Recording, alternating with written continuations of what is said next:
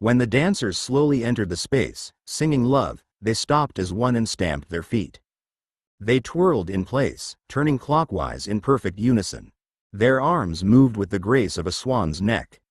Their hands and fingers rolled and swirled like silk scarves sailing the wind. Then suddenly they stamped their feet 3 times, and the musicians struck up a wild and ravishing rendition of that month's most popular movie song. And with the cheering in every throat around them, the girls danced into a million dreams. Not a few of those dreams were my own. I'd hired the girls and the musicians, not knowing what kind of show they'd planned to put on for Prabaker's wedding. Chandra Mehta had recommended them to me, and he'd assured me that they always devised their own program. That first black market money deal Mehta had asked me to transact, the 10,000 American dollars he'd wanted, had borne black fruit. Through him I'd met others in the film world who wanted gold, dollars, and documents. In the previous few months, my visits to the film studios had grown more frequent, and the profit for Khaterbai accumulated steadily. There was a certain reciprocal cachet in the connection.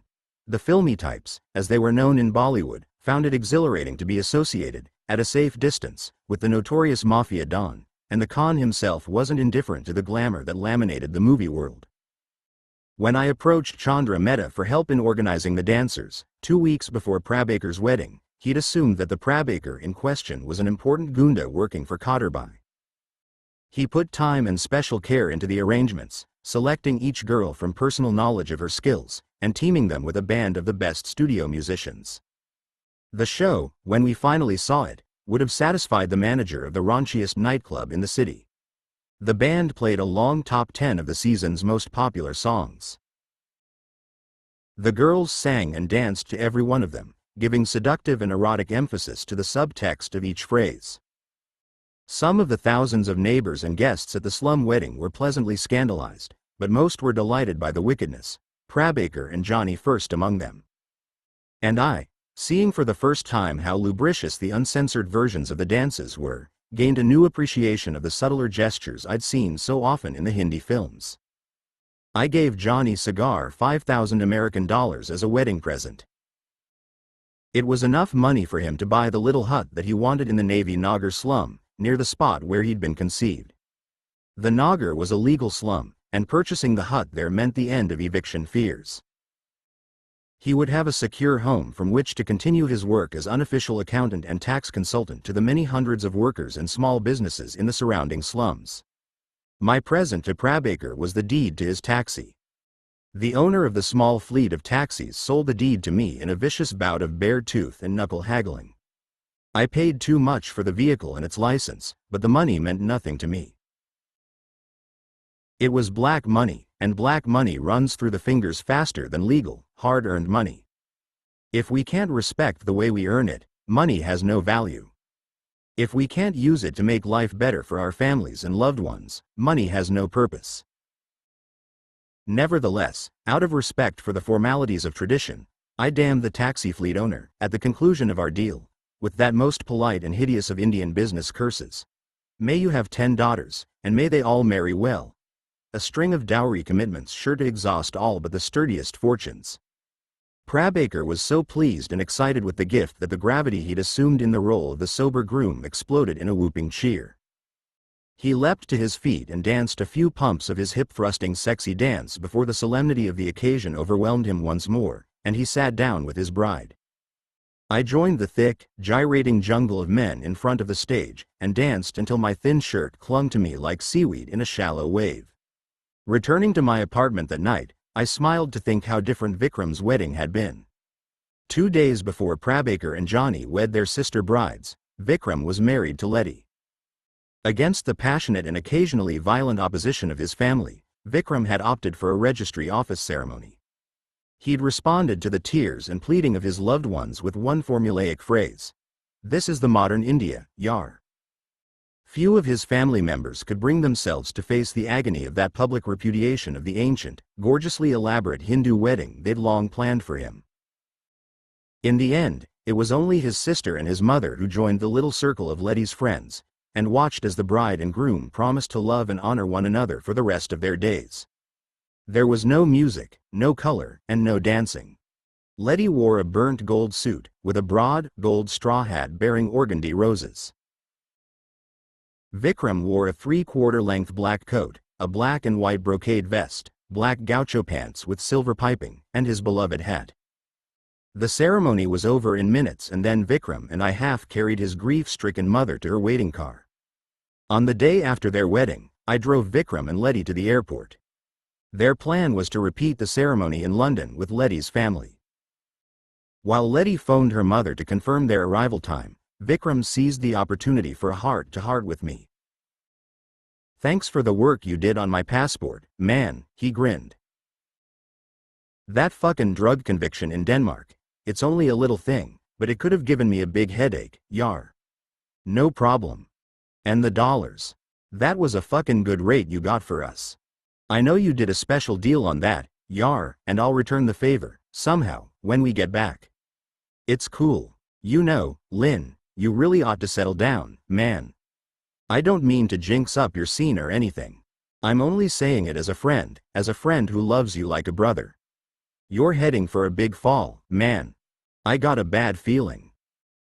I think you should settle down, like.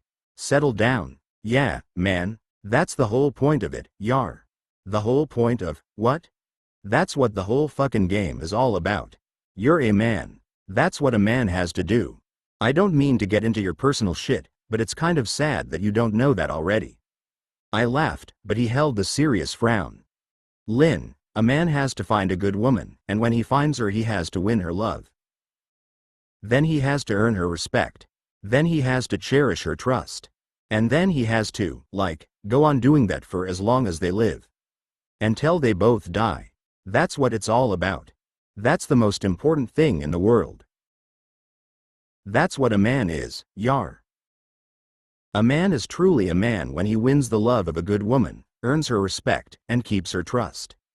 Until you can do that, you're not a man. Tell that to Didier. No, man, you're not getting it. It's just the same for Didier, but with him it's a good guy he has to find and love. It's the same for all of us. What I'm trying to tell you is that you found a good woman. You found her already. Carla is a good woman, man. And you earned her fucking respect. She told me a couple of times, man, about the cholera and all that in the Jopad. You knocked her out with all that Red Cross shit, man. She respects you, but you don't cherish her trust. You don't trust her, Lynn, because you don't trust yourself. And I'm afraid for you, man.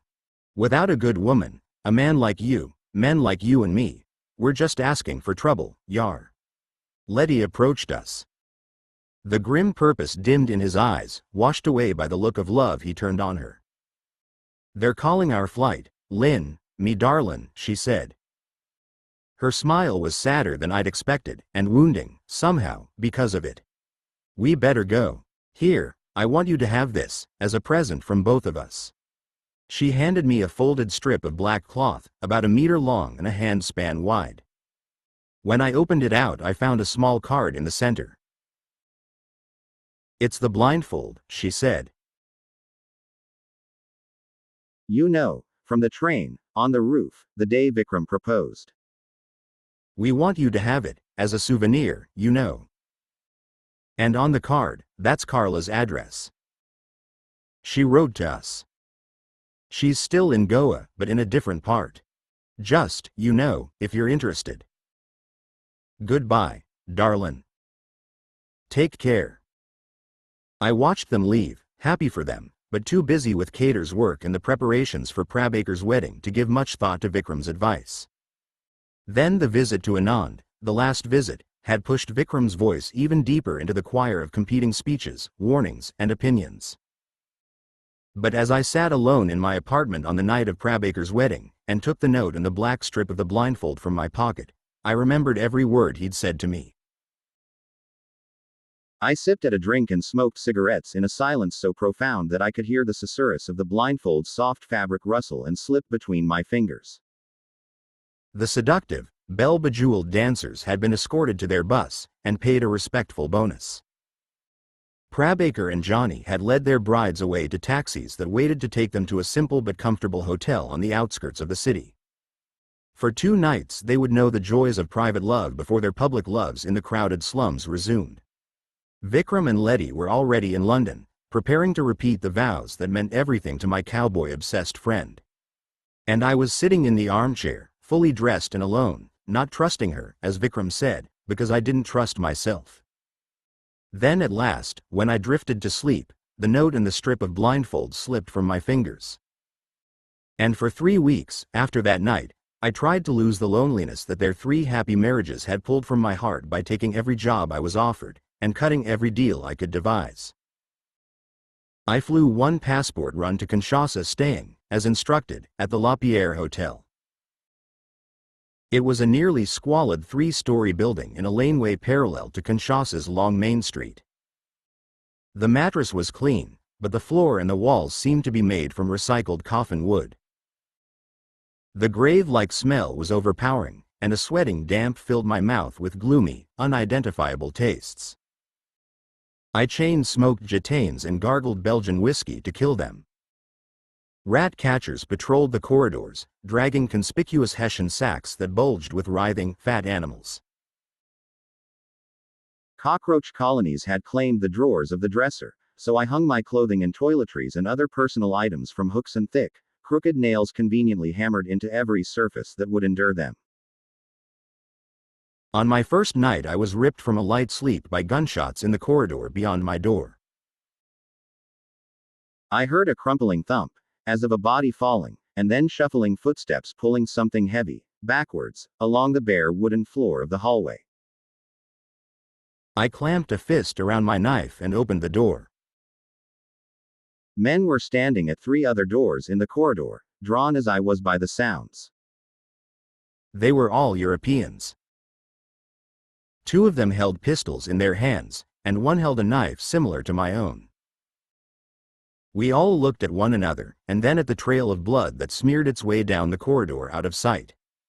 As if in response to a secret signal, we all closed our doors again without a word. When I followed the Kinshasa run with a mission to Mauritius, my hotel on the island nation provided a welcome and agreeable contrast. It was called the Mandarin, and it was in Curepipe. The original structure was built as a small-scale reproduction of a Scottish castle. The turreted resemblance was clear enough, on the winding approach through a neat English garden. Inside the building, however, the guest entered a kingdom of Chinese Baroque designed by the Chinese family who were the new owners of the hotel. I sat beneath huge, fire-breathing dragons and ate Chinese broccoli with snow peas, garlic spinach, fried bean curd, and mushrooms in black bean sauce by the light of paper lanterns, while the windows gave a view of castellated battlements, Gothic arches, and rose-studded topiary. My contacts, 2 Indians from Bombay who lived in Mauritius, arrived in a yellow BMW, as had been arranged.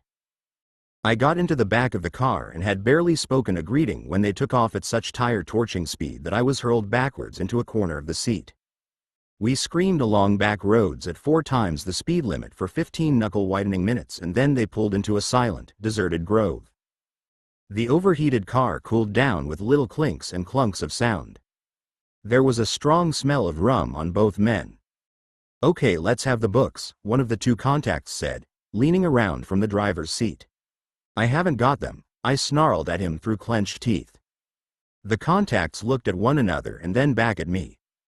The driver raised his mercury lens glasses, revealing eyes that looked as though he kept them in a glass of brown vinegar beside his bed at night.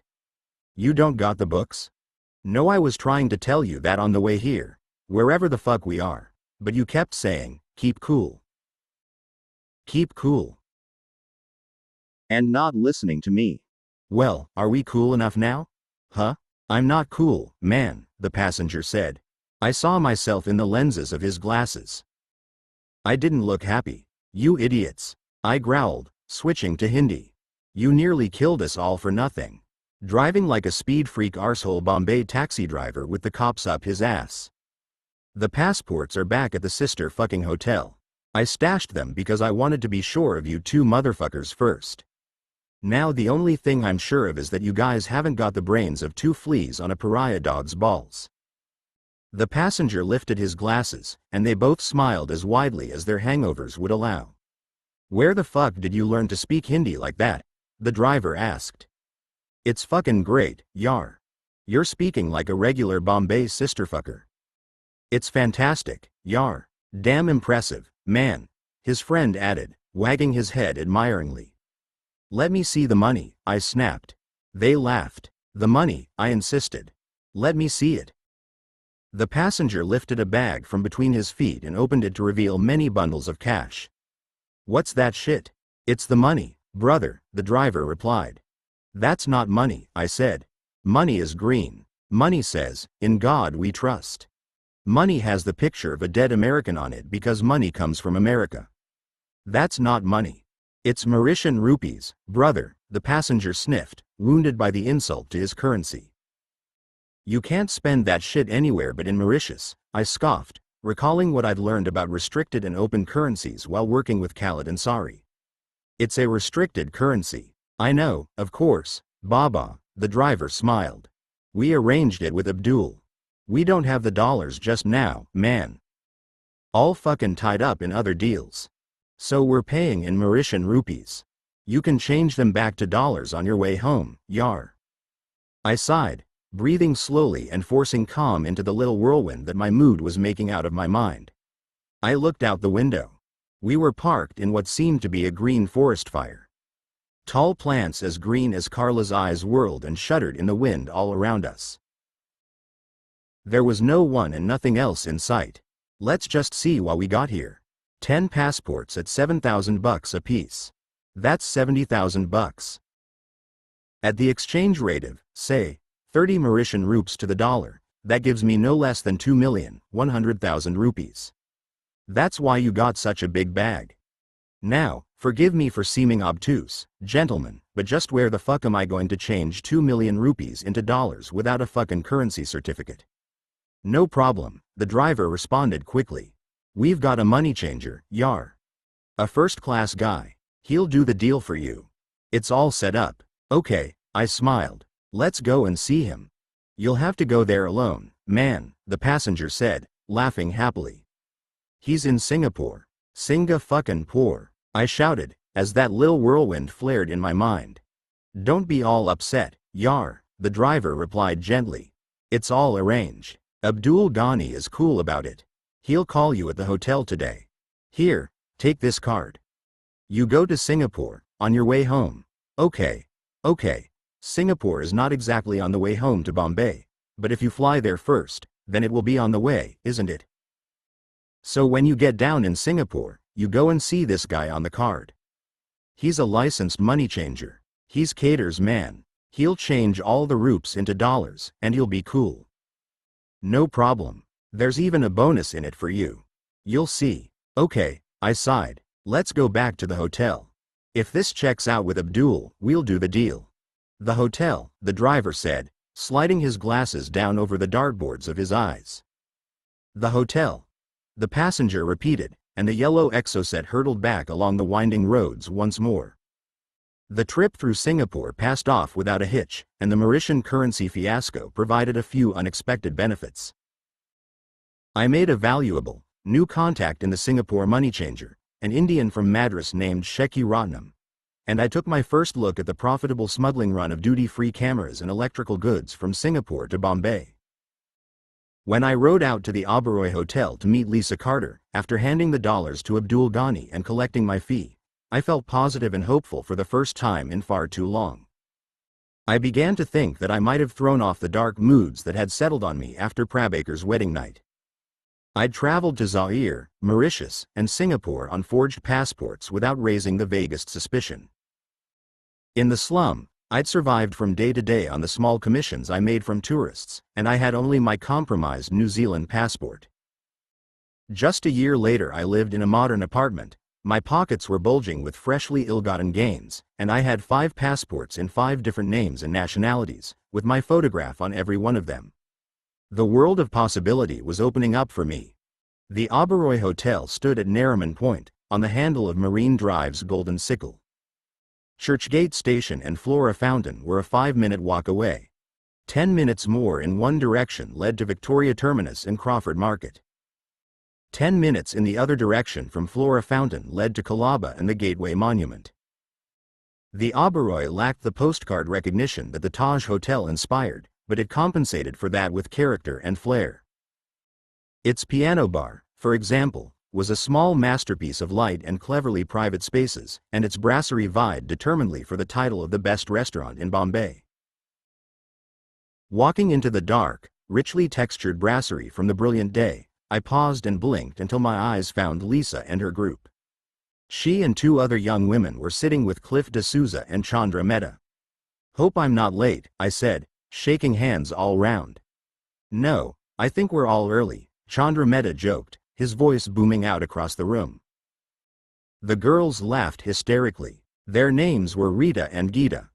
They were aspiring actresses on the first rung, a lunch date with key second-tier players, and they gushed it up with a bug-eyed enthusiasm that wasn't far from panic. I sat down in the vacant chair between Lisa and Geeta. Lisa wore a thin, lava-red pullover beneath a black silk jacket and a skirt.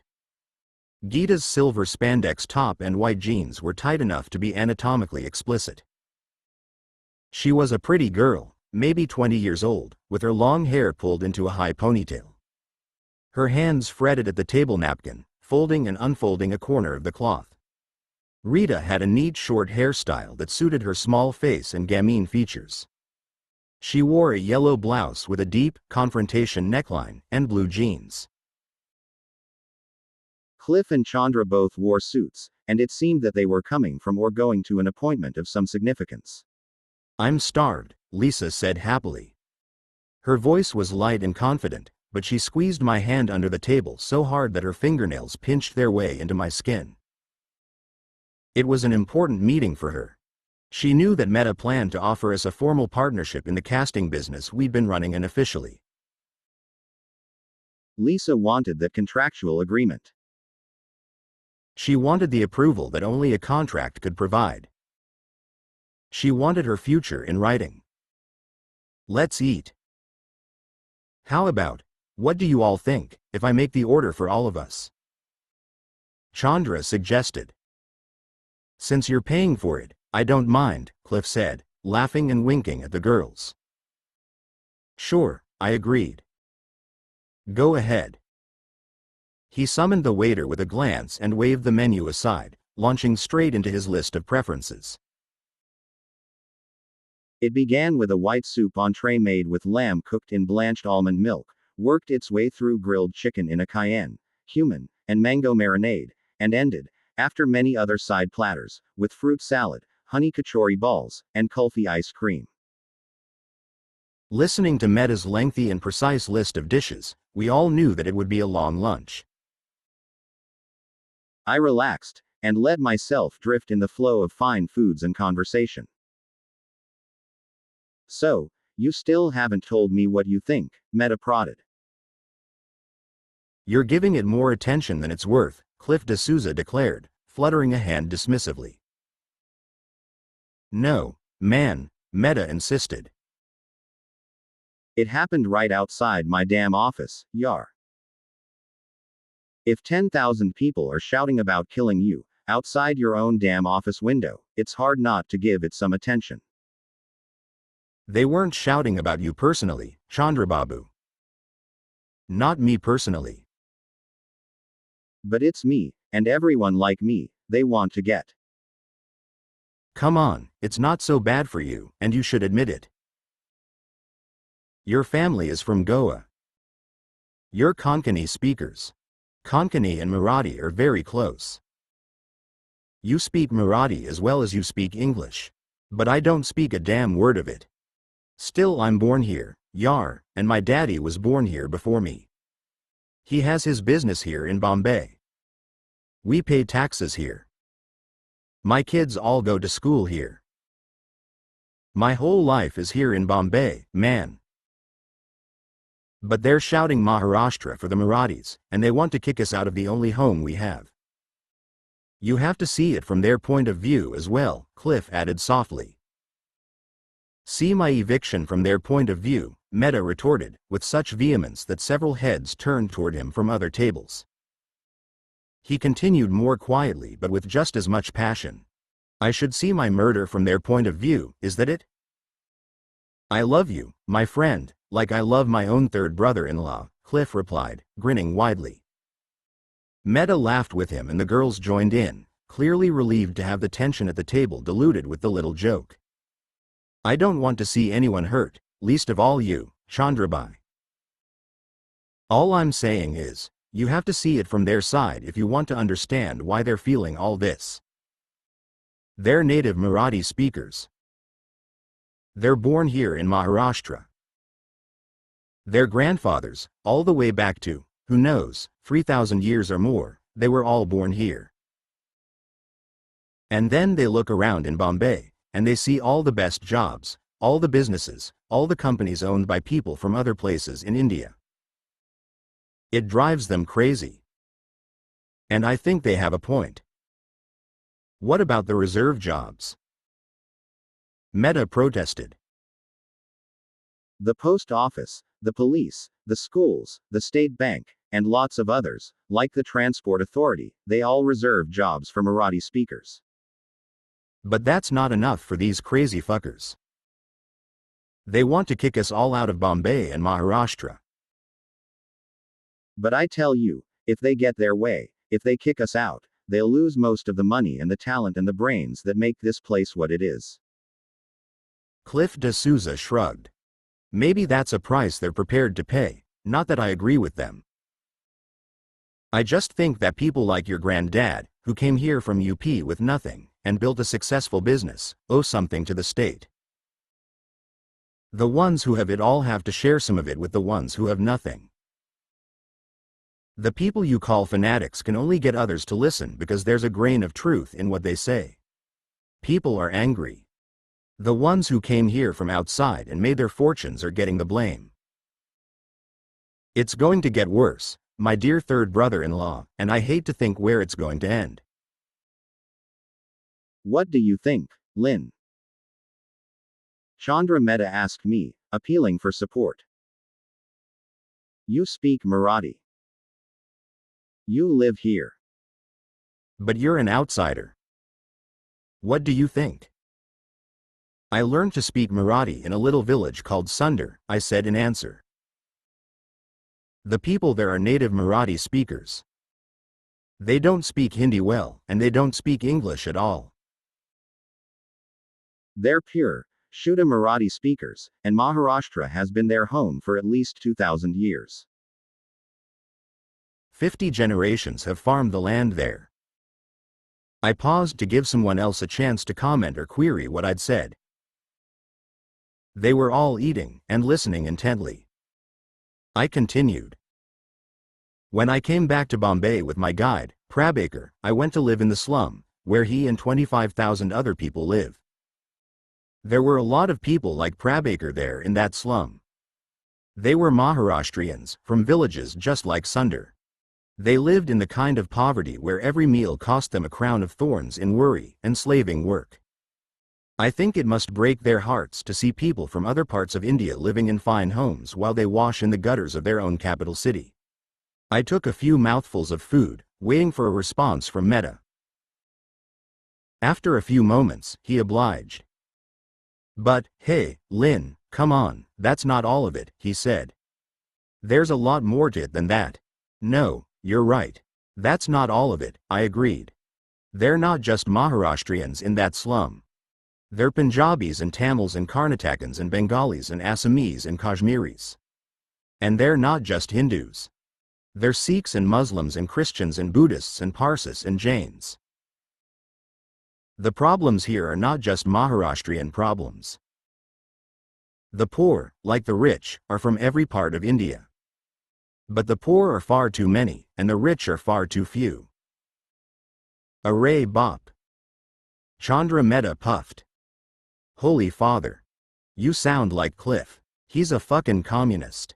That's one of his raves, yar. I'm not a communist, or a capitalist, I said, smiling. I'm more of a leave me the hell alone East. Don't believe him, Lisa interjected. When you're in trouble, he's the right man to call. I looked at her. Our eyes held just long enough to feel good and guilty at the same time. Fanaticism is the opposite of love, I said, recalling one of Khaderbai's lectures. A wise man once told me, He's a Muslim, by the way. That he has more in common with a rational, reasonable-minded Jew than he does with a fanatic from his own religion. He has more in common with a rational, reasonable-minded Christian or Buddhist or Hindu than he does with a fanatic from his own religion. In fact, he has more in common with a rational, reasonable-minded atheist than he does with a fanatic from his own religion. I agree with him, and I feel the same way. I also agree with Winston Churchill, who once defined a fanatic as someone who won't change his mind and can't change the subject. And on that note, Lisa laughed, let's change the subject. Come on, Cliff, I'm relying on you to give me all the gossip about the romance on the set of Canoon. What's really going on there? Yes, yes, Rita cried out excitedly. And all about the new girl. There's so much of scandal about her that I can't even say her name out loud, Yar. And everything, anything at all about Anil Kapoor. I just love him to pieces. And Sanjay Dutt. Geeta added, trembling dramatically at the mention of his name. Is it true that you actually went to his party in Versova? Oh, my God. How I would love to be there. Tell us all about it. Encouraged by that febrile curiosity, Cliff D'Souza spun out yarns about the Bollywood stars, and Chandra Mehta added titillating ruffles of gossip throughout. It became clear during the lunch that Cliff had an eye for Rita, and Chandra Mehta directed much of his attention to Geeta. The long lunch was the beginning of a long day and night they'd planned to spend together. Warming to their themes, and with half their minds on the pleasures of the night to come, the movie men gradually shifted their gossip and anecdotes into the area of sex and sexual scandals. They were funny stories, sometimes straying into the bizarre. We were all laughing hard when Kavita Singh entered the restaurant. The laughter was still rippling through us as I introduced Kavita around the table. Excuse me, she said, with the kind of frown that climbs out of deep trouble and refuses to leave. I have to speak to you, Lynn. You can talk about the case here, Kavita, I offered, still bright with the laughter of a minute before. They'll find it interesting. It's not about the case, she insisted firmly. It's about Abdullah Taheri. I stood at once and excused myself, nodding to Lisa that she should stay and wait for me to return. Kavita and I walked to the foyer of the restaurant. When we were alone, she spoke. Your friend Taheri is in deep shit. What do you mean? I mean that I heard a whisper from the crime staffer at the Times. He said that Abdullah is on a police hit list. Shoot on sight, he said. What? The cops' orders are to take him alive, if they can, but to take no chances with him. They're sure he's armed, and they're sure he'll shoot, if they try to arrest him. At the slightest hesitation from him, they're ordered to shoot him down like a dog. Why? What's it all about? They think he's this Sapna guy. They've had a solid tip-off, with solid evidence. They're sure it's him, and they're going to get him. Today. It might have happened already. You can't fuck with the cops in Bombay, not with something this serious. I've been looking for you for 2 hours. Sapna? It doesn't make sense, I said. But it did make sense. It made perfect sense, somehow, and I couldn't understand why. There were too many pieces missing, too many questions that I hadn't asked, and should have asked, long before. Sensible or not, it's now a reality, she said, her voice trembling in the shudder of a resigned and pitying shrug. I've been looking for you everywhere. Didier told me you were here. I know Taheri's a good friend of yours. Yeah, he's a friend, I said, suddenly remembering that I was talking to a journalist. I stared at the dark carpet, and tried to find sense or direction in the sandstorm of my thoughts. Then I looked up and met her eyes. Thanks, Kavita, I really appreciate it, thanks a lot. I'll have to go. Listen, she said more softly. I filed the story. I phoned it in as soon as I heard it. If it makes the evening news, it might make the cops a little more careful. For the record, I don't think he did it. I can't believe it. I always liked him. I had a little crush on him for a while, right after you brought him to Leopold's the first time. Maybe I've still got a crush on him, Yar. Anyway, I don't think he's Sapna, and I don't think he did those terrible things. She left, smiling for me and crying for him at the same time. At the table, I apologized for breaking up the lunch and offered a vague excuse for leaving. Without asking her if she wanted to come, I pulled back Lisa's chair for her and lifted her handbag from the chair's high back. "Oh, Lynn, do you really have to go?" Chandra complained. "We haven't even talked about the casting agency deal. Do you really know Abdullah Taheri?" Cliff asked, the faintest hint of accusation in his curiosity. I glared at him. "Yes. And you're taking the lovely Lisa with you," Chandra pouted. "That's a double disappointment. I've heard so much about him, Yar," Cliff persisted. "How did you meet him?" "He saved my life, Cliff," I said, a little more harshly than I'd intended.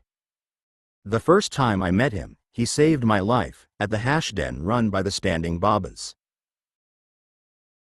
I held open the door of the brasserie for Lisa, and looked back at the table. Cliff and Chandra had their heads close together, their whispers excluding the bewildered girls.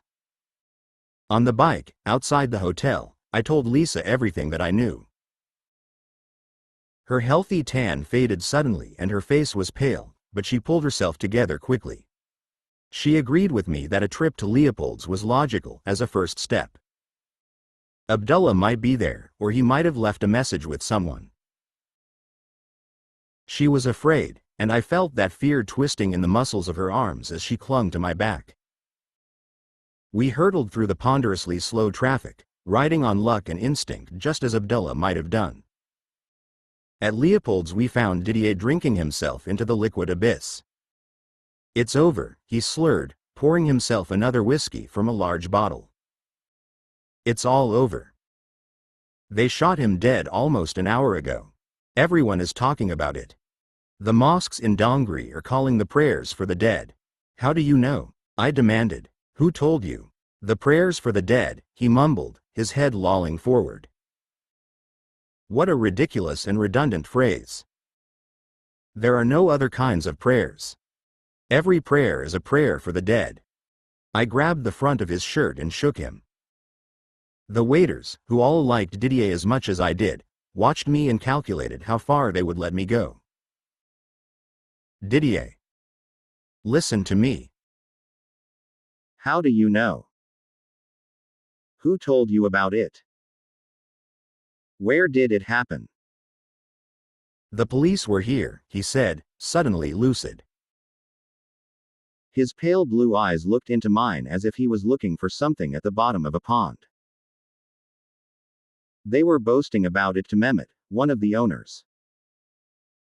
"You know Mehmet." He's also Iranian, like Abdullah." Some of the police from the Kalaba station, across the road, were in the ambush. "They said that he was surrounded in a little street near Crawford Market. They called on him to surrender himself to them. They said he stood perfectly still.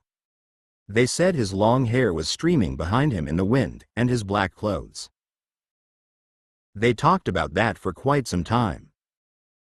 It is strange, don't you think, Lynn, that they were talking about his clothes, and his hair? What does it mean?" Then they said he took 2 guns from his jacket, and began to shoot at them. They all returned the fire at once. He was shot so many times that his body was mutilated, they said. It was torn apart by the fusillade." Lisa began to cry. She sat down next to Didier, and he wrapped an arm around her in the automatism of grief and shock. He didn't look at her or acknowledge her. He patted at her shoulder and rocked from side to side, but his sorrow-struck expression would have been the same if he were alone and wrapping his arms about himself. "There was a big crowd," he continued. "They were very upset. The police were nervous. They wanted to take his body to the hospital in one of their vans, but the people in the crowd attacked the van and forced it off the road. The police took the body to the Crawford Market police station. The crowd followed them there, shouting and screaming abuse. They are still there, I think. Crawford Market police station. I had to go there. I had to see the body. I had to see him. Maybe he was alive. Wait here, I told Lisa. Wait with Didier, or get a cab home. I'll be back. A spear rammed into my side, up beside my heart, and out through the top of my chest. The spear of Abdullah's death, the spear of thinking about his dead body. I rode to Crawford Market, and every breath pushed the rough spear up against my heart. Near the market police station, I was forced to abandon the bike because a milling crowd mobbed the road. Striking out on foot, I soon found myself in a wild, aimlessly rambling frenzy of people. Most of them were Muslims. What I could make out from the many chants and shouted slogans indicated that they weren't simply mourners. Abdullah's death had touched off a prairie fire of discontent and long-nursed grievances in the neglected acres of the poor around the market area. Men were shouting a confusing collection of complaints and clamoring for their own causes. I could hear prayers ringing out from several places. Inside the legions of screaming men it was chaos, and every step toward the police station was one with a wrestling, shoving effort of force and will. Men came in waves that swept me sideways and then forward and then back. They pushed and punched and kicked out with their legs. More than once I almost went under those trampling feet, reaching out at the last moment to save myself by grappling my fingers into a shirt or a beard or a shawl. I finally caught sight of the police station and the police. Wearing helmets and carrying shields, they were 3 or 4 deep across the whole width of the building. A man beside me in the crowd seized my shirt and began to punch me about the head and face. I had no idea why he'd attacked me, maybe he didn't understand it himself, but it didn't matter.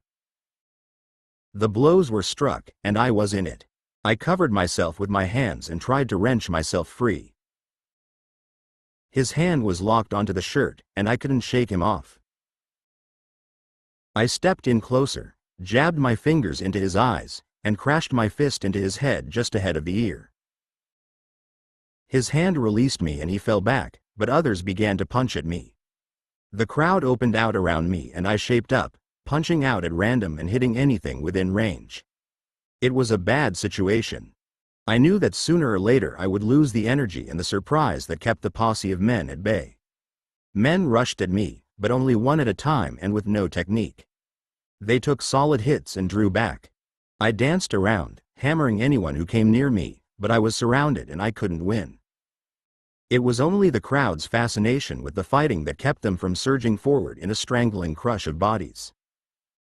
A determined phalanx of 8 or 10 men broke through the circle, and I was face to face with Khalid Ansari. I was running on instinct, and I almost punched him. He held out both hands, waving for me to stop. His men plowed their way back into the crowd, and Khalid pushed me in behind them. Someone punched my head from behind, and I turned and ran at the mob again, wanting to fight every man in the city. Wanting to fight until they punched me numb, until I couldn't feel that spear, dead Abdullah's spear, in my chest. Khalid and 2 of his friends wrapped their arms around me and dragged me out of the writhing, lunatic hell that the street had become. His body's not there, Khalid told me when we found my bike. He wiped the blood from my face with a handkerchief. My eye was swelling up quickly, and blood dripped from my nose and a cut on my lower lip. I hadn't felt the blows at all. There was no pain. The pain was all in my chest, right next to my heart, and I breathed it in, and out, and in. The crowd stormed the place. Hundreds of them. That was before we got here. When the cops pushed them out again, they went to the cell where they'd put his body, and it was empty. The crowd let all the prisoners out, and they got his body. Ah, Jesus, I moaned. Ah, fuck. Ah, God. We'll get people on it, Khalid said, quiet and confident. We'll find out what happened. We'll find him. We'll find his body. I rode back to Leopold's, and found Johnny Cigar sitting at Didier's table. Didier and Lisa were gone. I collapsed in a chair beside Johnny, much as Lisa had done beside Didier a few hours before. Leaning my elbows on the table, I rubbed my eyes with the heels of my hands. A terrible thing, Johnny said. Yeah. It shouldn't have happened. No. And it didn't need to happen. Not like this. Yeah, he didn't need to take that fare. It was the last one for the night, but he didn't need it. He made plenty yesterday. What? I asked, looking at him with a frown that was angry in its bewilderment.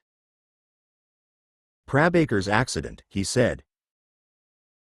What? The accident, he repeated. What accident? Oh, my God, Lynn, I thought you knew about it, he said, the blood in his face an ebb tide that receded to his tightening throat.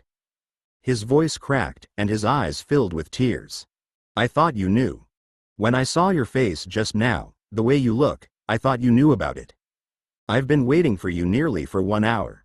I came to find you as soon as I left the hospital. Hospital? I repeated stupidly. St. George Hospital. He's in the intensive care. The operation. What operation? He was hurt, very badly hurt, Lynn. The operation was, he's still alive, but what? Johnny broke down and wept, bringing himself under control only with deep breaths and a clenched-jawed effort of will. He took 2 passengers, very late last night. Actually, it was about 3 o'clock this morning. A man and his daughter, wanting to go to the airport. There was a handcart on the highway road. You know how these fellows take some shortcuts at night, on the main road. It's forbidden, but still they do it, to save miles of pushing those heavy carts. This cart was full of steel for building. Long steel pieces. They lost the control of that cart on a hill. It slipped from their hands, and it rolled backwards. Prabaker came around the corner in his taxi, and the whole thing went into the front of the car. Some of the steel went through the window. The man and the woman in the back were killed. Their heads came off. Completely off. Prabaker was hit in the face. He wept again, and I reached out to comfort him.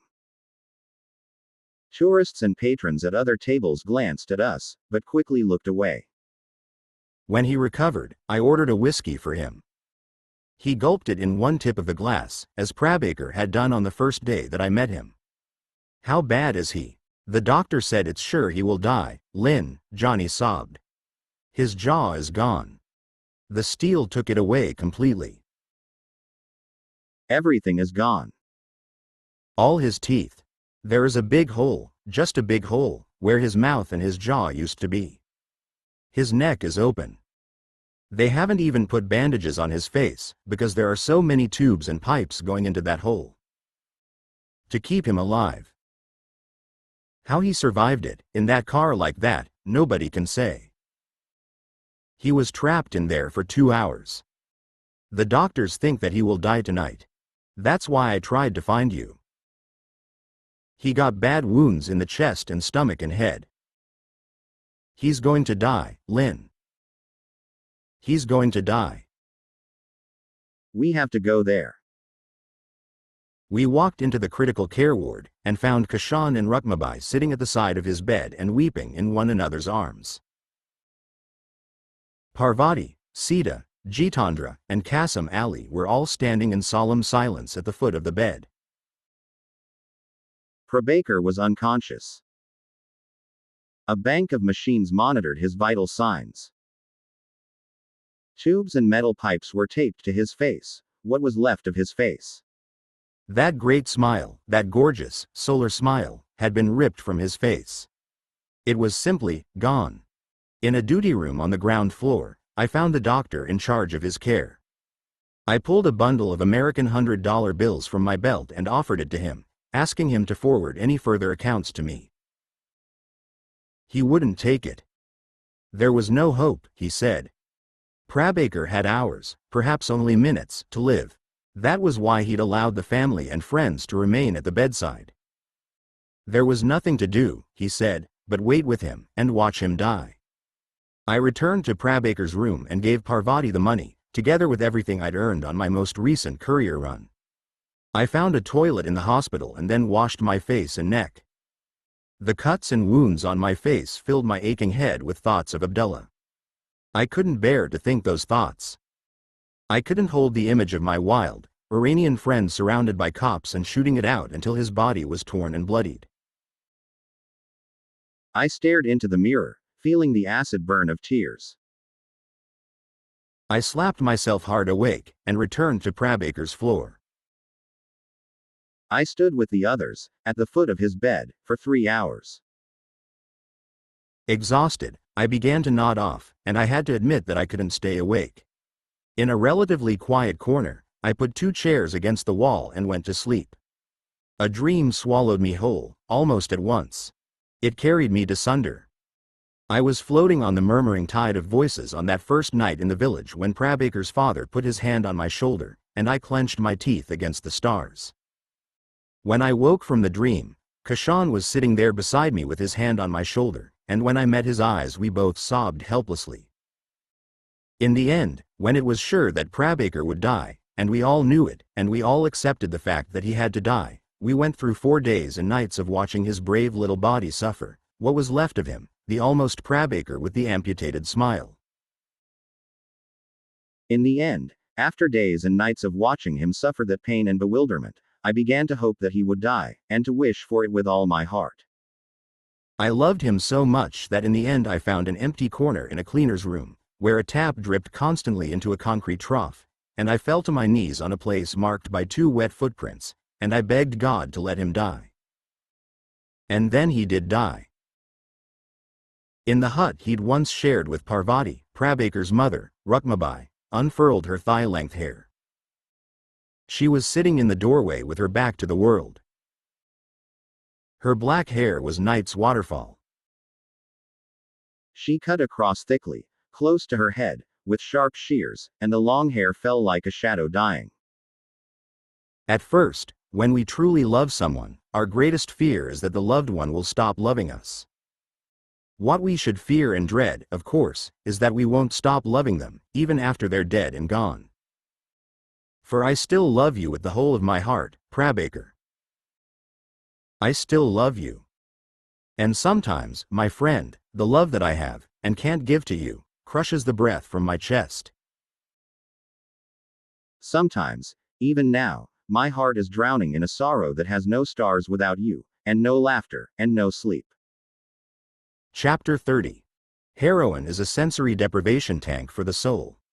Floating on the Dead Sea of the drug stone, there's no sense of pain, no regret or shame, no feelings of guilt or grief, no depression, and no desire. The sleeping universe enters and envelops every atom of existence. Insensible stillness and peace disperse fear and suffering. Thoughts drift like ocean weeds and vanish in the distant, gray somnolency, unperceived and indeterminable. The body succumbs to cryogenic slumber. The listless heart beats faintly, and breathing slowly fades to random whispers. Thick nirvanic numbness clogs the limbs, and downward, deeper, the sleeper slides and glides toward oblivion, the perfect and eternal stone. That chemical absolution is paid for, like everything else in the universe, with light. The first light that junkies lose is the light in their eyes. A junkie's eyes are as lightless as the eyes of Greek statues, as lightless as hammered lead, as lightless as a bullet hole in a dead man's back. The next light lost is the light of desire. Junkies kill desire with the same weapon they use on hope and dream and honor, the club made from their craving. And when all the other lights of life are gone, the last light lost is the light of love. Sooner or later, when it's down to the last hit, the junkie will give up the woman he loves, rather than go without. Sooner or later, every hard junkie becomes a devil in exile. I levitated. I floated, appraised on the supernatant liquid of the smack in the spoon, and the spoon was as big as a room. The raft of opiate paralysis drifted across the little lake in the spoon, and the rafters intersecting over my head seemed to hold an answer, some kind of answer, in their symmetry. I stared at the rafters, knowing that the answer was there and that it might save me. And then I closed my eyes of hammered lead again, and lost it. And sometimes I woke. Sometimes I was wide awake enough to want more of the deadening drug. Sometimes I was awake enough to remember it all. There'd been no funeral for Abdullah because there was no body for them, for us, to bury. His body had disappeared during the brawling riot just as Maurizio's body had disappeared, as completely as a flared, exhausted star. I joined the others to carry Prabaker's body to the ghat, the burning place. I ran with them through the streets. I ran with them beneath the garlanded burden of his little body, chanting names of God, and then I watched his body burn. Grief roamed the lanes of the slum afterward, and I couldn't remain there with the gathering of friends and family who mourned him. They stood near the spot where Prabaker had been married only weeks before. Tattered streamers from the wedding still dangled from the roofs of some of the huts. I spoke to Qasim Ali, Johnny, Jitendra, and Kashan Mango, but then I left them and rode to Dongri. I had questions for Lord Abdul Qadir Khan. Questions that crawled inside me like the things in Hassan Obiqua's pit. The house near the Nabila Mosque was closed, locked up with heavy padlocks and utterly silent. No one in the forecourt of the mosque or the street of shops could tell me when he'd left, or when he might return. Frustrated and angry, I rode to see Abdul Ghani. His house was open but his servants told me that he was out of the city on a holiday, and wasn't expected home again for weeks. I visited the passport factory and found Krishna and Vilu hard at work. They confirmed that Ghani had left them instructions and sufficient funds for several weeks of work, and had told them that he was taking a holiday. When I rode to Khalid Ansari's apartment, I met a watchman on duty who told me that Khalid was in Pakistan. He had no idea when the dour Palestinian would return. The other members of Qadir's Mafia Council were just as suddenly and conveniently absent. Farid was in Dubai. General Sabin Mahmud was in Kashmir. No one answered my knock at Keki Dorabji's house, and every window was darkened with a drawn shade. Rajubai, who'd never been known to miss a day at his counting house in the fort, was visiting a sick relative in Delhi. Even the second-level bosses and lieutenants were out of town or simply unavailable. Those who remained, the gold agents and currency couriers and passport contacts all over the city, were polite and friendly. Work for them seemed to continue at the same pace and with the same routines. My own work was just as secure. I was anticipated at every depot, exchange center, jewelry store, and other point of contact with Qadir's empire. Instructions had been left for me with gold dealers, currency men, and the touts who bought and stole passports. I wasn't sure if it was a compliment to me, that I could be relied upon to function in the absence of the council, or that they saw me as so inconsequential in their scheme of things that I didn't merit an explanation. Whatever the reason, I felt dishearteningly alone in the city. I'd lost Prabaker and Abdullah, my closest friends, in the same week, and with them I'd lost the mark on the psychic map that says you are here. Personality and personal identity are in some ways like coordinates on the street map drawn by our intersecting relationships. We know who we are and we define what we are by references to the people we love and our reasons for loving them. I was that point in space and time where Abdullah's wild violence intersected with Prabaker's happy gentleness. Adrift, then, and somehow undefined by their deaths, I realized with unease and surprise how much I'd also come to depend upon Qadir and his council of bosses. My interactions with most of them had been cursory, it seemed to me, and yet I missed the reassurance of their presence in the city almost as much as I missed the company of my dead friends. And I was angry. It took me a while to understand that anger, and to realize that Qadirbai was its instigator and its target. I blamed him for Abdullah's death, for not protecting him and for not saving him. I couldn't bring myself to believe that Abdullah, the friend I'd loved, was the brutal madman Sapna. But I was ready to believe that Abdul Qadir Khan had some connection to Sapna and to the killings. Moreover, I felt betrayed by his desertion of the city. It was as if he'd abandoned me to face everything alone. It was a ridiculous notion, of course, and quite self-aggrandizing. The truth was that hundreds of Qadir's men were still working in Bombay, and I dealt with many of them every day. But still I felt it, betrayed and forsaken. A coldness, formed from doubt and angry fear, began to spread inward toward the core of my feeling for the Khan. I still loved him, and I was still bonded to him as a son to his father, but he was no longer my revered and flawless hero. A mujahideen fighter once told me that fate gives all of us 3 teachers, 3 friends, 3 enemies, and 3 great loves in our lives. But these 12 are always disguised, and we can never know which one is which until we've loved them, left them, or fought them. Kader was one of my 12, but his disguise was always the best. In those abandoned,